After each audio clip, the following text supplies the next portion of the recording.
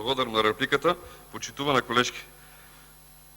Единствена Македонија во тој период немаше фашистичко движење. Мислам дека може би единствена држава во светот сме. Бевме во делот од таа комунистичка идеологија и окей, не навлегувам. Меѓутоа да ве прашам една вас. Вие зошто дојдовте во парламентот? Зошто ви изгласаа граѓаните? Како дел од Червената револуција и независните пратеници, мислам дека требаше да се грижите за добрата на кучињата, на мачињата и на чистиот воздух. И тоа не го направивте. И тоа не го направивте. Значи, вашите заложби беа во тој правец. И за на крај да ви кажам. Пак од книгата на мајка ми.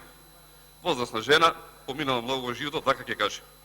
Оној што има зошто да живее, може да поднесе речиси се. А оно што е доволно добро, само ќе си наметне и ќе си дојде. Благодарам.